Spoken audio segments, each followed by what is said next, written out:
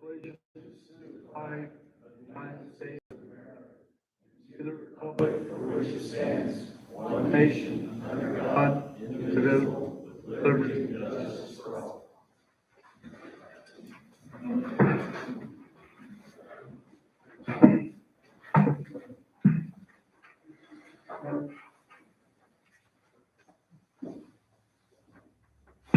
Good.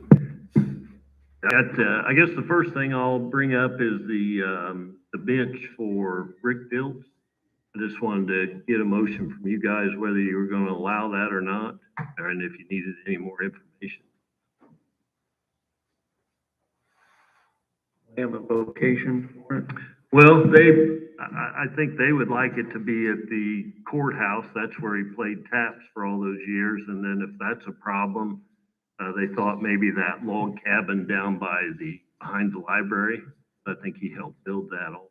So I think their first choice would be the courthouse, but if that's a problem, they also said that down there at where the log cabin is, the library would. Not really designated a place, a location tonight, just saying that you'll be able to locate it somewhere. Yes, that'd be fine. Yeah, I'd make that motion to approve the memorial bench. I'll second. Discussion? Favor say aye. Aye. And then I had also they have changed, the laws changed on how much we can charge for sales.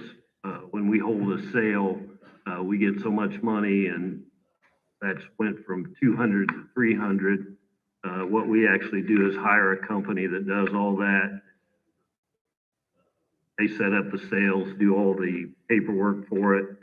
There's a little bit that comes to our office then that I sign, and they take care of the whole thing, and we just split that money with them. So make you aware of that. See if you guys had a concern. It'll be just that money goes somewhere to the county. I don't know. It doesn't come to me. That'll increase a little bit. And another thing that I had was we lost or we didn't lose it, but Dodge has quit giving us the tremendous break that we got for the trucks. You know, we were getting pretty nice trucks for about $26,000. That has since went away. Hopefully that starts up again. That's what we hear from Dodge, is that once they get caught up, that I'll start giving that discount to law enforcement agencies that use their vehicles. So this year, what we did is we actually traded. We got 2 new vehicles in the budget for this year, and then we traded the vehicles that we had in on those. And so one of them was the black Durango, and actually still dealt with Dodge and bought the same Dodge truck. We just didn't get the big break that we had gotten before. And so we got a check now from the trade-in of that Durango. So we kind of need that money to come back to us so that we could get the lights and everything that has to go into the police vehicles. So I brought the check, and I'll give it to Laura. I just wanted to make sure that everybody's aware that we would need that money to come back to put the lights and the stripes and everything that we put in those cars. And then the last thing, sorry to bring this up, but it just popped up today, was with the animal control. You know, we were housing a few dogs, not constantly, but out at the recycle center. She's having trouble with the dogs digging out. So what I really want to do is just get permission from you guys to,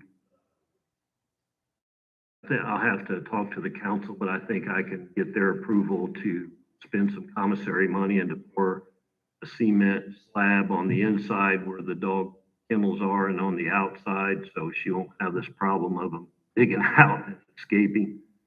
So I just want to get their permission to do that. It's not going to cost the county anything. I'll get the bid, and as long as the council approves me for spending commissary money on a dog kennel, we'll be able to do that without any cost to the county, so to speak.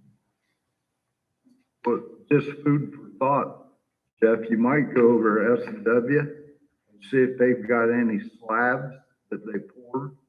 And those slabs, I've got them at home, the slab would work right for it. All right, yeah, we'll check on that. And if they got a crack or something, probably get them or just getting them. All right, we'll check on that. Yeah, it's just food for thought.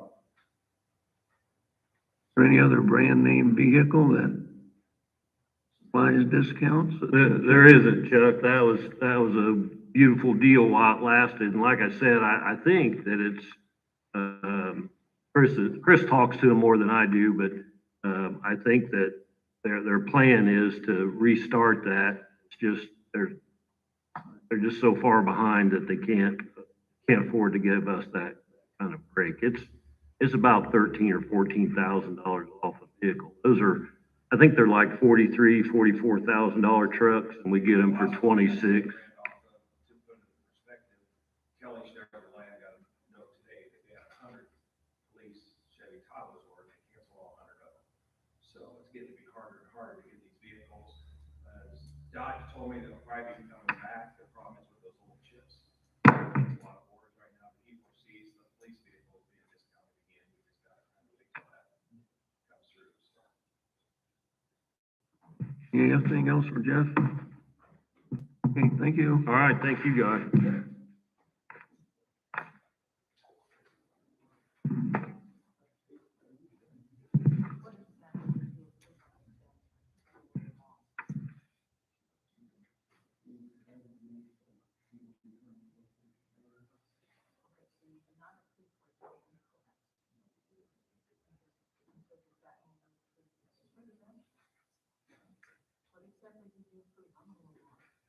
Bench? That, I'm sorry, I didn't hear what you said. the bench, is that a donated? bench? No, the family's gonna pay for it. They'll pay for the bench, and they'll pay for the installation. I think probably after the remodel and stuff, we'll see if it's best. I'm sure you've seen them. It's the one Scout Rally Bush makes. It's what they- All around the school. I think there's some on the Panhandle. Yeah. That's what they're looking at. So what we approved is for it to be somewhere.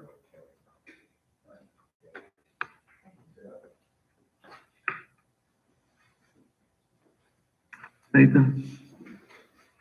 All right, first on the agenda, some updates on the Justice Center project. First, I want to go revisit change order 23.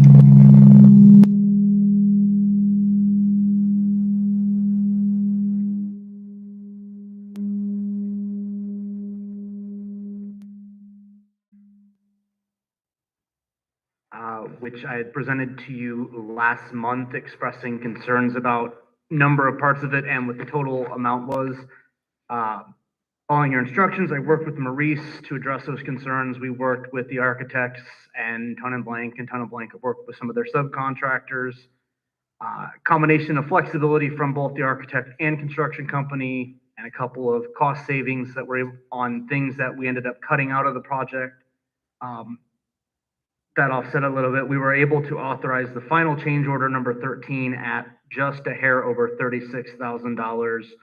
So we cut it nearly in half. It was an interesting and drawn out process, and it did, as you know, bump the project back a little bit, but I am happy with how things worked out across the board. And if Maurice wants to chime in anything, but he was okay with approving going forward with that. No. So with that delay from the change order, turnover is technically scheduled for the 1st of July, but Brian Delich at Ton and Blank is pushing John Allen to get as much done as far ahead of that deadline as possible.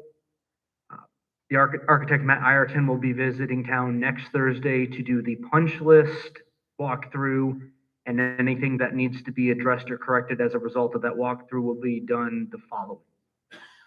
There's just a lot of odds and ends wrap-up work happening this week. There are some door components that are where we're facing some lead time problems, and so while exterior lockdown entrance, the keys will be the locks will be used with keys.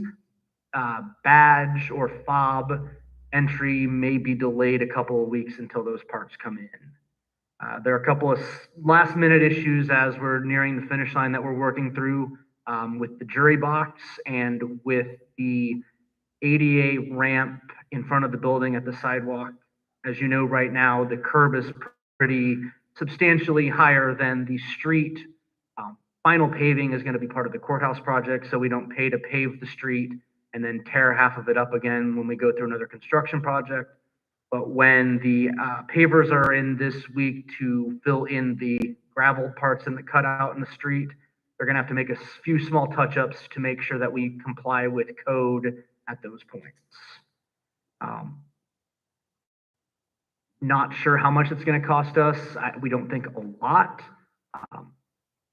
Our budget, we're not in the red anywhere, but our contingency leaves little room for error at this point, although I believe Ton and Blank still has a decent sum in their contingency if we have to draw on that.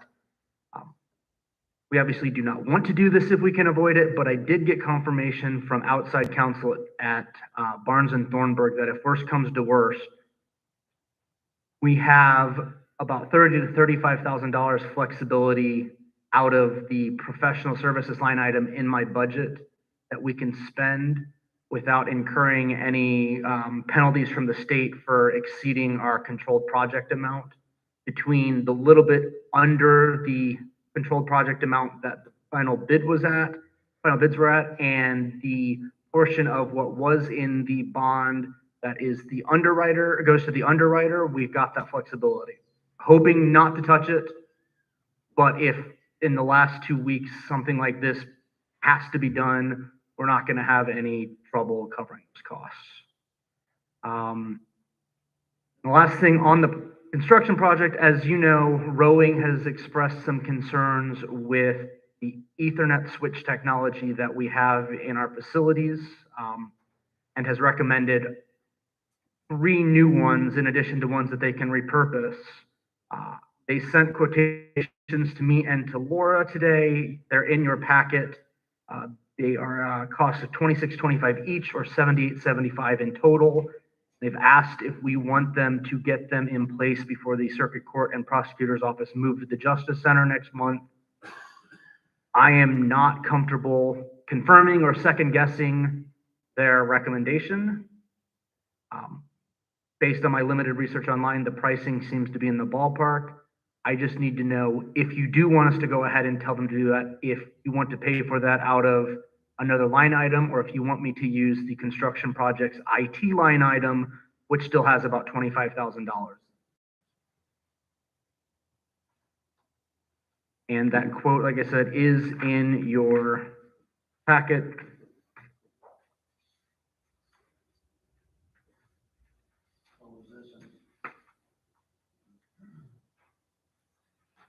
Was this an oversight on the original plan where This- they should have been in the cost? This is something that they have discovered in the process of their contract work that wasn't part of the upgrades they're already doing, wasn't something that anyone knew needed to be part of this, but as we have been seeing some of these internet connection problems in the courthouse and justice center lately, as Rowing has been working through our network, they have come across this issue.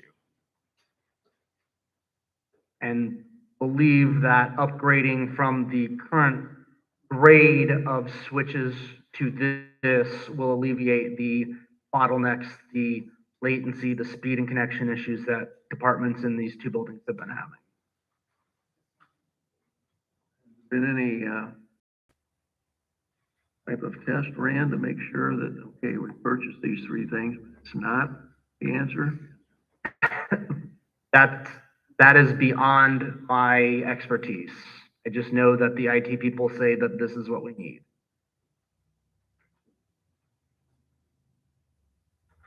And I mean, I don't need an answer on whether you think it's the right choice. I just need to know if you do decide to do it, if I should plan to pay for it out of the IT line item, or if we're gonna find another source for it, since they will be installed in the Justice Center's new IT room.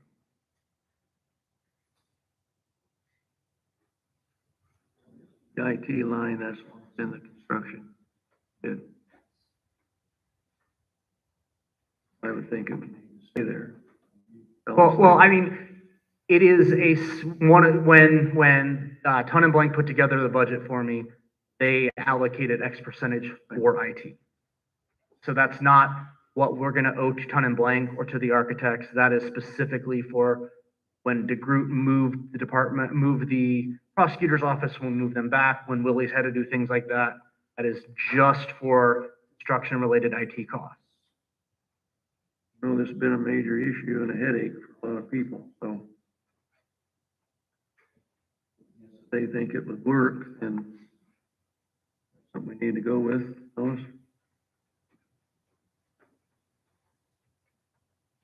Certainly not my expertise, area of expertise.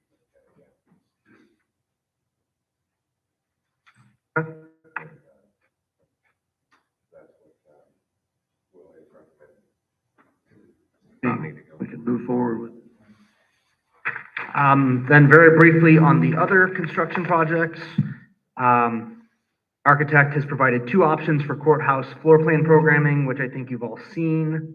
I've gotten a lot of feedback from both steering committee members and the expected courthouse occupants post-construction. So the committee will finally be meeting on Wednesday afternoon to review those plans, to review all of the feedback we've gotten from various department heads and committee members. And then we will take that back to Illuminat Roland and schedule a second meeting with the architect where he can answer any questions that come up. And I'm hoping by the end of this month that we will have a finalized, or at least nearly finalized, plan for the building so that they can start working with Ton and Blank to put together a budget.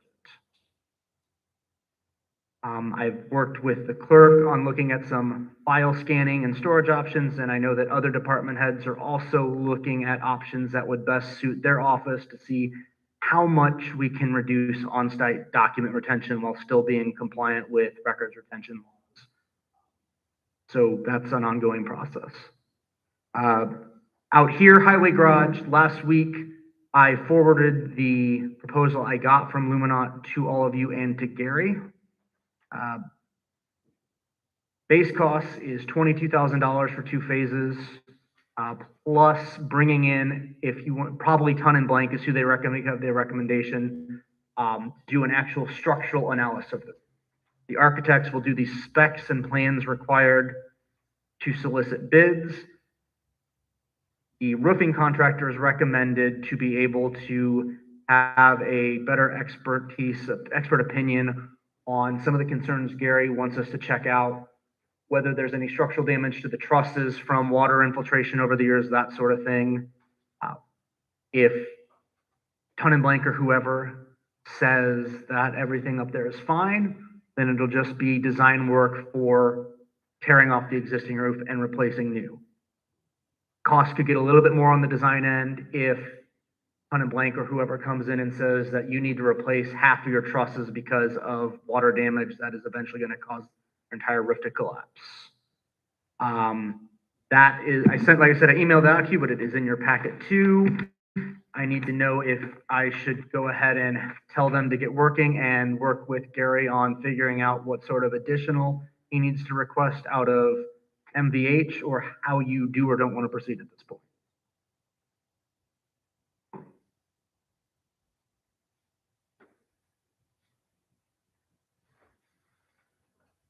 What was Gary's comment? I have yet to get feedback from him either. I'm happy to get a tentative answer from you based on what he says. I haven't been with him, but I've been up on the roof with the architect and with Dave Olds. As I was explaining to Maurice before the meeting, I'm not a roofer, but in my layman's eye, it looks like we are reaching, if not exceeding, the limit of cosmetic improvements to that roof. Dave has been up there and tarred, and the leaks have stopped now, but you can see a half dozen other places where it's going to be necessary again. You can see the multiple layers in the roof. Unless we anticipate vacating this building for a new highway garage, I suspect, and I think Gary and Dave agree from my conversations with them, that if we're going to do this, we should do this right and get a little bit longer lifetime out of it and a warranty, and not make some of the past roofing mistakes the county has made over the last decade.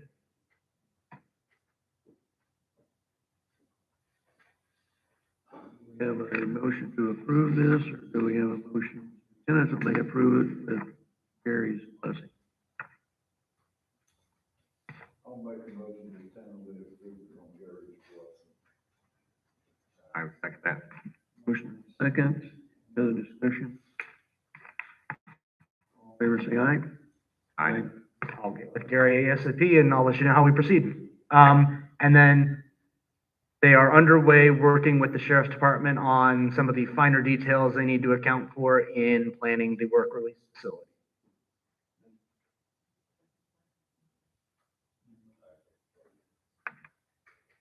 And then finally, IMT's next meeting is tomorrow at 8:30 at Health Department. Health recently received 1,800 home testing kits. They're able to distribute on a first come, first served basis. Hospital also has kits available through practices in the medical office building. Dr. Allman reports that numbers are still low in Pulaski County, but are creeping back up with treatments being administered. According to the state's dashboard, we have had a total of 3,110 cases since the disease first arrived here in March or April of 2020, with 7 in the last week and 26 in the last. Unless you have any further questions, that's my report for tonight. Anything else for Nathan? No. Thank you. Hey, Eric won't be with us tonight, so, Alex?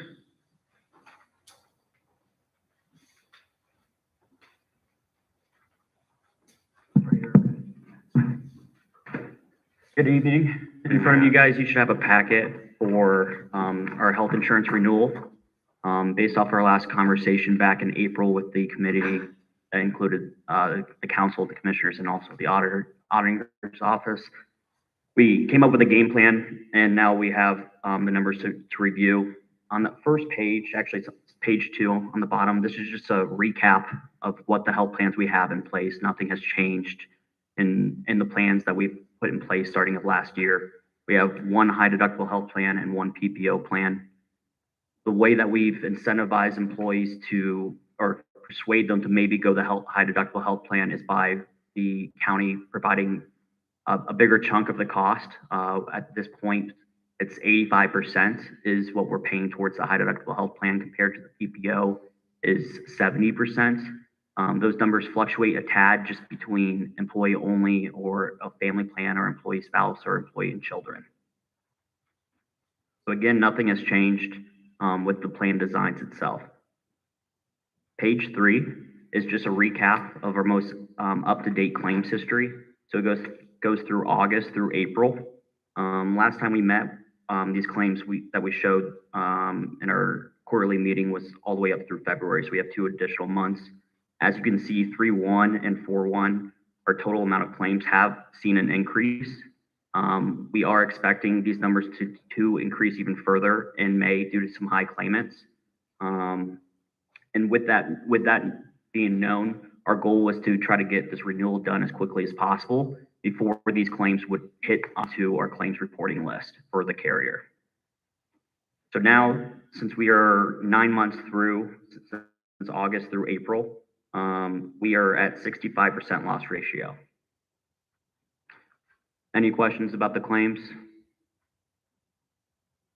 First met, that was around 45 Yeah. go through February. So the last 2 months we have seen those increases, and we still believe some of the high claimants that we're aware of aren't being included in these numbers yet.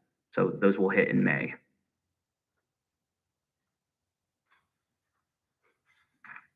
Next page, on page 4, this is the renewal numbers after we've been able to negotiate down. Our initial numbers actually came in at close to 17% on average. We got it down to 7%. Now this fluctuates between the 2 different health plans. The PPO, which is the more expensive one, did see about 11.75% increase. And but keep in mind, we only have about 13 members on that plan compared to our high deductible health plan, which is the majority of our population. That one had us a 6.5% or 6.28% increase. So when you take that into account, it's a flat 7% of total cost. and I'll break this down a little bit further, but if you look at the next page, this will break it down based off of our current census numbers. On page 5 and page 6 is what was our projected total cost for this past year. With that, the changes is the actual rates and also our census numbers. So as you can see, even though that we have an increase in rates for the individuals, our actual cost has gone down due to the fact that we've had more people go to an employee-only plan compared to a family plan. Because of that, we see less premium being paid out to the carriers. So as I mentioned, our projection when we brought this to the Anthem proposal last August, it was about $1.3 million and some change just for the medical portion. And now we're seeing with our new census, with the people that are currently on our health plan as of today, we're at just under about $30,000 less than that due to those changes to the census.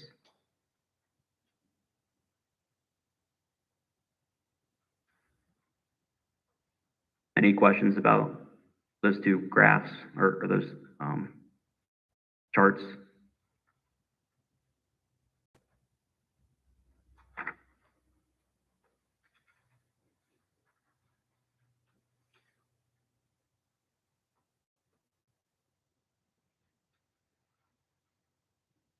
If there's no questions on page 7, it's just a final recap of the total cost of our projections, which includes now the dental division, employer paid life, and our short-term disability.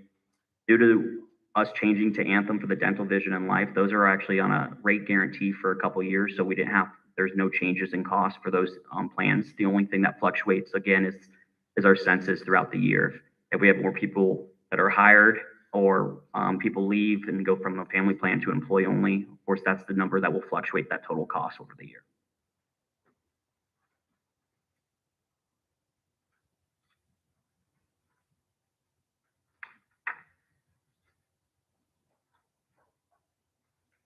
$30,000 in savings that it shows now, that's could change drastically even. Yeah. Enrollment changes. Yeah, and especially since, when we made this change from Cigna to Anthem last year, we saw, I don't know the number exactly, but it's about around 150,000 in total savings from making that change. So we got to keep that into account of how we've been doing the last couple of years. Now, the reason again why we wanted to get this renewal in your hands as quickly as possible is due to the fact of some high claimants that we know are going to hit in May. We know that they've been pre-authorized for those procedures, that they've already happened. However, how Anthem or any carrier works, the department that handles that and then the underwriters that help with the renewal process don't talk, internally every single day. So we're hoping we can get this done as quickly as possible so they don't do any digging or see these claims hit on our reports and then have issues. Because like I said, we did start with a 17% renewal. We're able to get it down to 7%.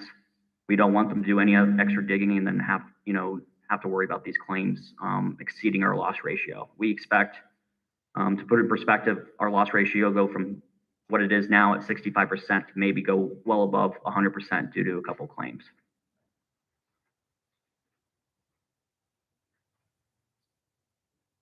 I did, Ken Boswell was at our first meeting when we met.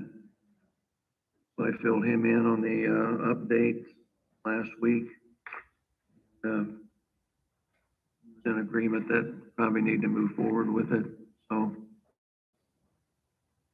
I guess I would make that motion to accept the health insurance coverage as presented, 7% increase. Okay, I would second the motion. Any other discussion, questions? Alex? Okay, all in favor, say aye. Aye. Opposed?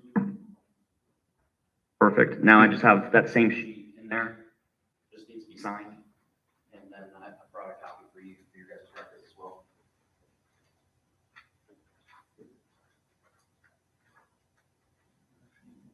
That should be right here.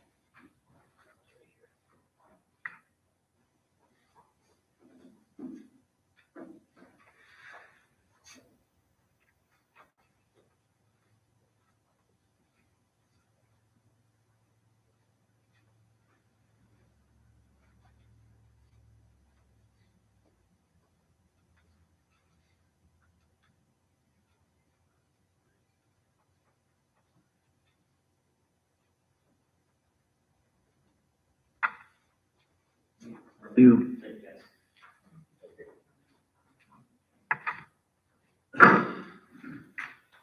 Any final questions for me? Yes. What would you like to see us doing on health screenings over the next year? Yeah, we tried to incentivize, or Anthem has a program that we pushed out during open enrollment for doing an annual checkup and getting, the cold shot. There's ways to incentivize those individuals by receiving money from Anthem. They actually pay out up to $200 per year if they're able to do some of these screenings. So one thing, we could push harder is working on some better communication strategies to make sure not only are we talking about this during open enrollment, but we can communicate it properly to the employees throughout the year to, just let them know again, hey, these are incentives that you could be receiving by doing these checkups. The goal is if people are doing, these screenings on an annual basis, maybe we can catch some things earlier and it will lower our claims in the long run. So that's ultimately our goal. There's all different types of ways that we can talk about saving, trying to save money. And one of them that we've already seen successful is the county does is by incentivizing people to choose a high deductible health plan over a PPO. Every family has different reasons for why they need to do what they need to do. But with the HSA contributions that the county is being able to provide people that take that high deductible health plan, it sort of offsets that additional risk of a higher deductible. So we already see that working. As I said, out of the 94 people we have on the health plan, I think 80 of them are on the high deductible health plan. So we're talking about 13 individuals on the other, but everyone has their own family and has to make that decision for themselves. So all in all, I think communication is key here. We gotta do better. And we've discussed in our quarterly meetings on tools that we can provide to the county to help communicate properly, other incentives, other ways to be healthy as well. Alex, what has been your experience? If we were to initiate and have health screening here one morning, say 8 o'clock, where everyone would come down and have the company here to draw blood, how effective has those been? It's here and convenient for. I think it's a great idea. We have other counties as well that have put this in place because if it's right in front of them, especially if this is like during open enrollment while they're already here communicating what has changed or what's new in their health plans, they might as well get knocked that off as well while they're here. So I definitely think that's something to look into. And when we discuss at our open enrollment, pre-planning meeting, we can get that scheduled in the next, month or so before open enrollment starts later in July. I think that'd be a good idea to maybe put something in place for that. And we can talk to the carrier to help, see what solutions they can bring so they can help a lot. All right, sounds good. That's really helpful. I would really like to get some of these health screenings. Okay. Work with those. I'll follow up then with the insurance carriers, my team. And then, like I said, when we start doing our planning for the pre-renewal, we'll get all that stuff situated. We'll go from there. All righty. Perfect. Thank you I guys. think at our other meeting, we talked about using our local hospital as well, for some of those. So, partner effort there as well. Definitely. We'll look at all the different options. We'll talk to the hospital and also if we can provide it here locally too, if the carrier has any solutions that way. And then you guys can then decide which one you think is best fit for your organization. All right. Thank you. Thank you.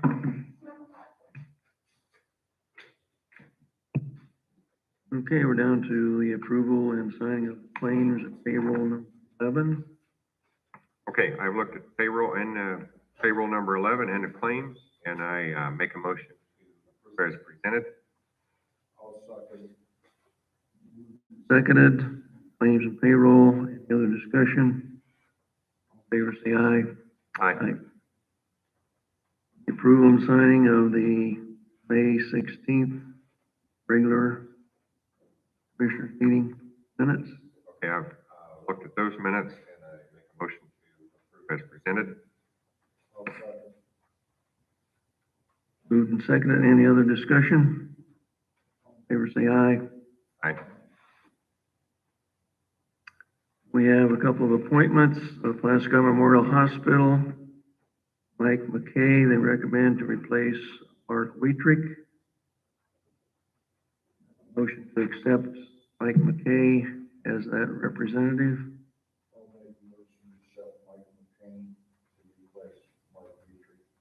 I would second that. Discussion. Favor say aye. Aye. Then we have the solid waste, Lois Manns, including bond. Have it in front of me. So, we would add Lois Manns to our Western Security Company bond for $15,000. I'd make that motion. I would second that motion. Favor say aye. Aye. Aye, opposed. Item number 4, referring to assist with the lawsuit challenging UDO. And that over to Kevin. Yeah, so the 45 days ran out for the APC to get a response back to the commissioners on the last proposed UDO change. So that became as of, when the 45 days ran out, that became the last version the commissioners approved, became the effective UDO. Don't need to take any further action. Make that the UDO. Nathan's office has the software and he's working on updating that so that it's available online, should be online. So we face now another lawsuit, a challenge to the process by which we undertook to change the UDO. So I've consulted with Mark Cranley, who's assisted me on several of the other pending lawsuits, and you have his letter of engagement there, Chuck. And I'm just asking that you sign that. As far as recouping any of the costs, that's yet to be determined whether we can get it from the plaintiffs or potentially get some assistance from the solar companies at the end. They're not going to front this money, nor do I think they probably. I wouldn't expect any pay-in from them. Potentially a frivolous lawsuit in this case. Potentially there could be fees. So, but we have to pay out the money first. Okay, so we need a motion to approve this contract. I'll make a motion to approve the contract. I would second that motion. Any other discussion? Grace, you should recuse yourself. All right, I will second that motion. I'll use myself. So any other discussion? Aye. Aye.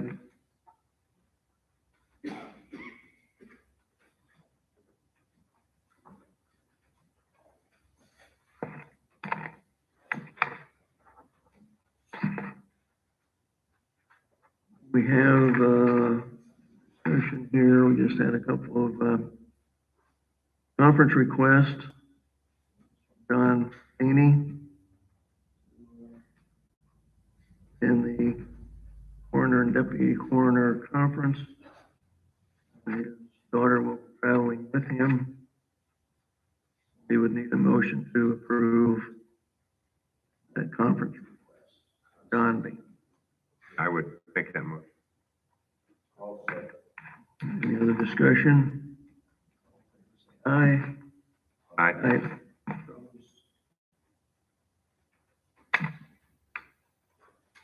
Anything else from the commissioners?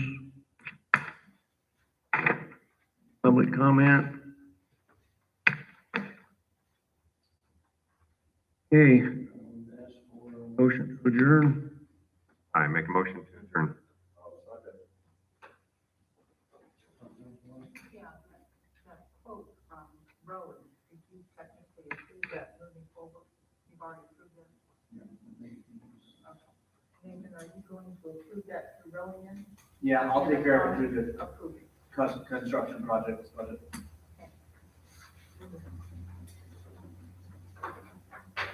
Hey. Adjourn. Adjourn.